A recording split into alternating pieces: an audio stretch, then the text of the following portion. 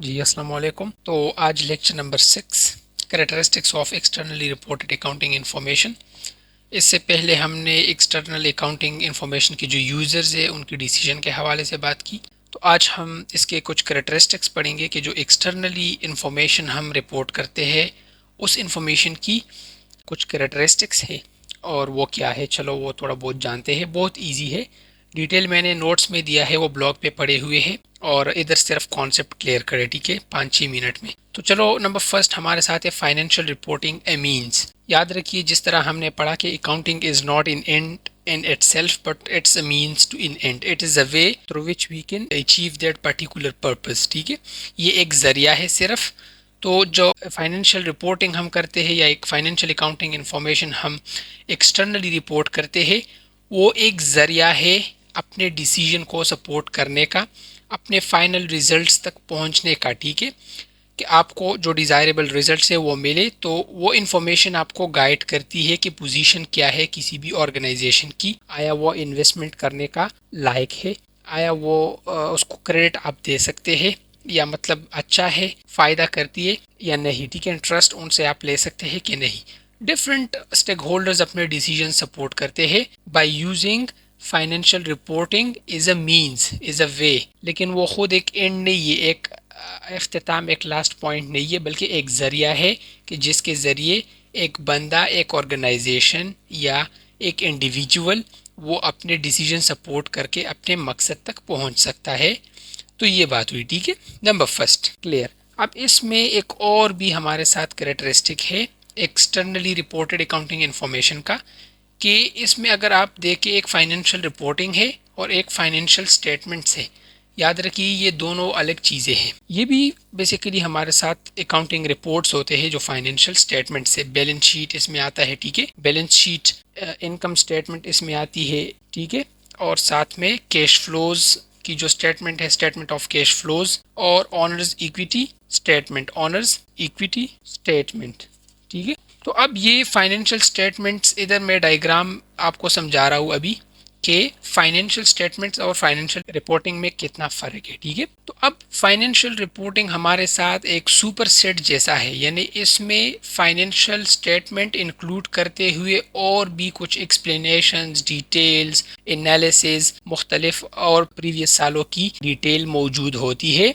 और इसी में अंदर is a subset financial statements भी उसी साल के मौजूद होते हैं। मैंने प्रीवियस वीडियो में जिक्र किया था कि financial reporting in will base पे होता है अक्सर, बल्कि मैंडेटरी होता है हर एक कंपनी के लिए कि वो साल के आखिर में एक रिपोर्ट सबमिट करता है, इज़ अ लीगल रिक्वायरमेंट। और वो उस रिपोर्ट की अप्रूवल के बाद मतलब वो इशू हो जाती है पब्लिक को, और लोग देखते हैं कंपनी के हवाले से डिसीजन लेने के लिए, उसमें रेलेवेंट इंफॉर्मेशन स्टडी करते हैं। ठीक है, तो फाइनेंशियल रिपोर्टिंग में बहुत कुछ होता है। ये एक पूरा 300-400 सफ़े का एक रिपोर्ट होता है और इसमें 2-3 सफ़े पे फाइनेंशियल स्टेटमेंट्स मेंशन होते हैं और इसके साथ डिटेल एक्सप्लेनेशंस होते हैं और उनको नोट्स कहा जाता है, notes to the financial statements. और इसी तरह उनमें से एक डिफरेंस ये है, ठीक है। तो ये भी एक पॉइंट आपको क्लियर होना चाहिए कि फाइनेंशियल रिपोर्टिंग इज़ ब्रॉडर, वो बहुत बड़ा चीज़ है, इसमें बहुत ज़्यादा इन्फॉर्मेशन होता है, ठीक है। और जो फाइनेंशियल स्टेटमेंट्स है वो एक पोर्शन है फाइनेंशियल रिपोर्टिंग की, इस रिपोर्ट की जो एनुअल रिपोर्ट है और हर साल हर एक कंपनी ने प्रिपेयर करना पड़ता है, उसकी एक स्मॉल पोर्शन है फाइनेंशियल स्टेटमेंट्स। लेकिन वो बहुत इम्पॉर्टेंट पोर्शन है और इस पोर्शन को मिस करना या मेंशन न करना बिल्कुल भी पॉसिबल नहीं है, और मतलब रिपोर्ट को बिल्कुल इनकम्प्लीट समझा जाता है अगर ये मिसिंग हो। ठीक है, तो ये डिफरेंस हो गया और ये फिगर बुक में भी गिवन है, तो इसको थोड़ा बहुत बस आप आसानी से देख ले। तो फाइनेंशियल रिपोर्टिंग इज़ ब्रॉडर और ये मतलब इसमें बहुत कुछ होता है, पूरा सब कुछ आता है, और फाइनेंशियल स्टेटमेंट्स एक small portion of the financial report है या सबसेट है। ठीक है, एंड आई होप कि आपको क्लियर है। नंबर 2 जो हमारे साथ कैरेक्टरिस्टिक है, याद रखिए कि जो एक्सटर्नल इंफॉर्मेशन है वो हिस्टोरिकल होता है, प्रीवियस एक्टिविटीज़ पे बेस, मतलब जो प्रीवियस फाइनेंशियल एक्टिविटीज़ हो चुके हैं या जितने भी अकाउंटिंग एक्टिविटीज़ हो चुके हैं उन सब की एक समराइज रिपोर्ट होती है। اور اسی لیے یہ ہسٹوریکل ان نیچر ہے، مطلب فیوچر یا پریزنٹ انفارمیشن پہ بیس نہیں کرتا، بلکہ فائنینشیل رپورٹنگ جو ہے یا جو ایکسٹرنلی رپورٹڈ اکاؤنٹنگ انفارمیشن ہے وہ کیا ہے کہ ہسٹری پہ بیس کرتی ہے، مطلب پری پاسٹ ٹائم میں ٹرانزیکشنز ہو چکے ہیں، ان کی ریکارڈنگ، سمرائزنگ، پوسٹنگ، اور لاسٹ میں وہ بیلنس شیٹ اور انکم سٹیٹمنٹ جیسے فائنینشیل سٹیٹمنٹس کی شکل اختیار کر کے اور بھی کچھ ڈیٹیل اسمبل کر کے ایک رپورٹ بن جاتا ہے، ٹھیک ہے۔ تو مطلب ہسٹوریکل انفارمیشن مینلی اس میں ہوتا ہے، ٹھیک ہے۔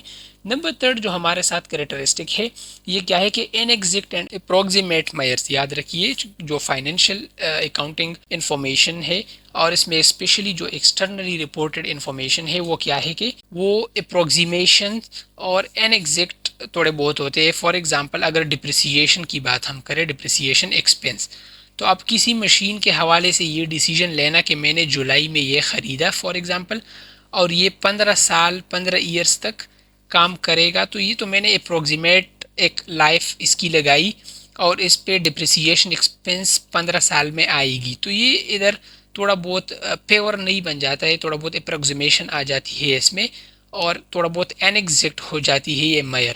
تو اسی طرح فائنینشیل رپورٹنگ جو ہوتی ہے اس میں کچھ انفارمیشن ایسے بھی ہوتے ہیں کہ مطلب وہ پیور نہیں ہے، وہ اپروکسیمیشن، اسٹیمیشنز ان پہ بیس کرتی ہے اور مطلب ایک پراپر ایگزیکٹ انفارمیشن ضروری نہیں ہے کہ وہ اس میں ہو، ٹھیک ہے۔ کچھ اس طرح بھی پورشنز ہے، جس طرح ڈپریسیشن کی میں نے بات کی، اگر ایک مشین، بلڈنگ وغیرہ پہ ڈپریسیشن ایکسپینس ہے تو میں ایک بات کروں، ایک ہمارے بک میں، اکاؤنٹنگ کے بک میں انہوں نے ایک بلڈنگ کی بات کی تھی کہ وہ 1931 میں انہوں نے لیا تھا اور اس کی 15-20 سال جو انہوں نے لائف اسٹیمیٹ کیا تھا، لیکن وہ آج بھی کڑا ہے 2023 میں۔ تو آپ اس کے ساتھ کیا کریں، یہ اسٹیمیشن غلط تھا کہ وہ 15 سال لائف انہوں نے چنا تھا اس کے لیے، لیکن وہ آج بھی کڑا ہے اور بالکل نئے بلڈنگ سے بھی مضبوط کڑا ہے، ٹھیک ہے۔ تو یہ تھوڑا بہت مسئلہ آتی ہے، یہ بھی ایک کریکٹرسٹک ہے کہ وہ این ایگزیکٹ ہوتا ہے اور کچھ اپروکسیمیشن یا اپروکسیمیٹ میئرز اس میں موجود ہوتے ہیں۔ فائنینشیل رپورٹنگ کی بات ہو رہی ہے، یہ فائنینشیل رپورٹنگ میں آپ کو کلیئر کروں، یہ اور ایکسٹرنلی رپورٹڈ انفارمیشن ایک ہی بات ہے، اسی فائنینشیل رپورٹنگ کو بولتے ہیں ایکسٹرنلی رپورٹنگ اکاؤنٹنگ انفارمیشن۔ چیزوں کو سیمپل کریں گے، کمپلیکس بالکل نہیں کریں گے، صحیح ہے۔ اب نیکسٹ ہمارے ساتھ جناب فورتھ نمبر کریکٹرسٹک کیا ہے کہ جنرل پرپز ایگزمپشن۔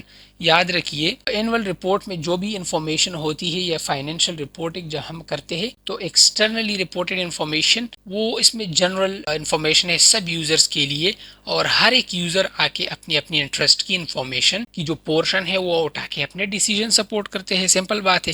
تو جنرل پرپز ایگزمپشن پہ بیس کر کے اینول رپورٹ اور فائنینشیل رپورٹنگ ہو جاتی ہے جو ایکسٹرنلی رپورٹڈ انفارمیشن ہے جنرل پرپز ایگزمپشن پہ بیس کرتی ہے۔ جنرل پرپز ایگزمپشن مین کہ اس میں جو انفارمیشن ہے وہ جنرل پرپز ہے، کسی اسپیسیفک پرپز، یا مطلب اسی طرح نہیں ہے کہ ایک خاص ایک یوزر کے لیے ہے، حالانکہ یہ بہتر ہوتا کہ اگر آپ سپلائر کے لیے الگ انفارمیشن جنریٹ کرتے، آپ کریڈیٹر کے لیے الگ، لیکن یہ پھر بہت کاسٹلی اور بہت مطلب مہنگا پڑ جاتی ہے۔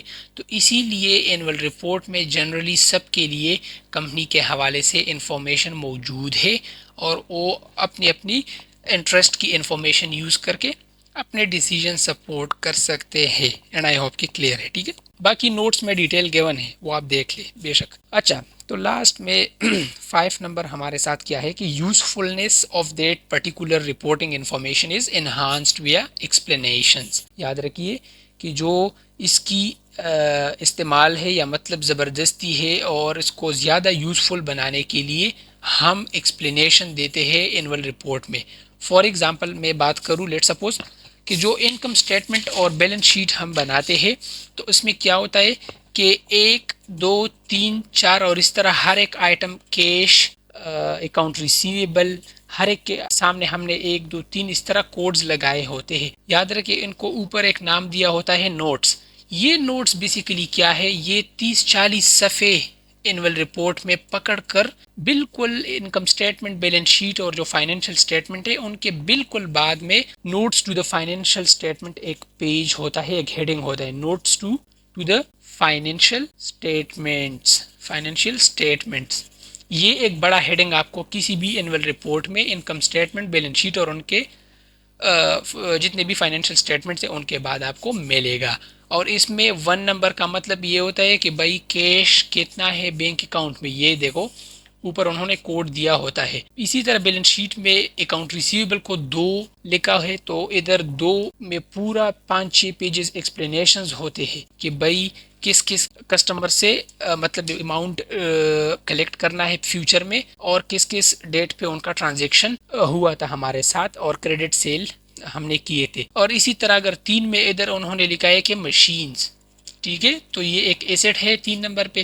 اور ادھر اس نوٹ کو ایکسپلین کیا گیا ہے 5-6 پیجز میں، 2-3 پیجز میں، شارٹ بھی ہو سکتی ہے، لانگ بھی ہو سکتی ہے، ڈیپینڈ کرتے ہیں کہ اس کے حوالے سے کتنا انفارمیشن موجود ہے پاسٹ میں. اور اسی لیے ہم کہتے ہیں، میں نے کیا بتایا ادھر، اگر آپ دیکھیں تو میں نے آپ کو بتایا کہ بھئی یہ ہمارے ساتھ ہسٹوریکل ان نیچر ہے، یعنی اینول رپورٹ میں یا جو ایکسٹرنلی رپورٹڈ انفارمیشن ہے وہ ہسٹوریکل ان نیچر ہوتا ہے. اس میں جتنے بھی انفارمیشن موجود ہے وہ سب پاسٹ پہ بیس کرتی ہے، مطلب پاسٹ میں جو ایکٹیویٹیز ہو چکے ہیں اس پہ بیس کرتی ہے. تو یہ بھی ایک ہمارے ساتھ کیریکٹرسٹک ہے. میں نے بہت ڈیٹیل میں ایکسپلین کیا کہ بھئی اس کی جو انفارمیشن ہے ایکسٹرنلی رپورٹڈ اکاؤنٹنگ انفارمیشن، اس کی یوزفلنس، اس کی مطلب جو زیادہ استعمال اور مطلب اس سے فائدہ اٹھانا ہے وہ کس طرح انہانس کرتے ہیں ہم انہانس کرتے ہیں ایکسپلینیشنز کے ذریعے، کہ ہم ڈیٹیلز مینشن کرتے ہیں ہر ایک چیز کے.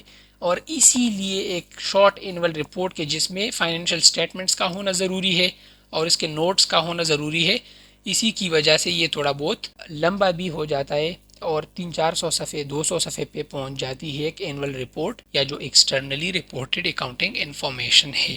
سو آئی ہوپ کہ آپ کو یہ 5-6 کریکٹرسٹکس کلیئر ہوں گے. بلاگ پہ ڈیٹیل گیون ہے، نوٹس میں چیپٹر نمبر 1 کا جو PDF ہے اس میں ڈیٹیل لیکچر نمبر 6 کا گیون ہے، اور آپ وہاں سے دیکھ کر اپنے اسٹڈی کریں اور انجوائے کریں. اینڈ تب تک کے لیے اپنے دعاؤں میں یاد رکھیے گا. ملتے ہیں لیکچر نمبر 7 میں.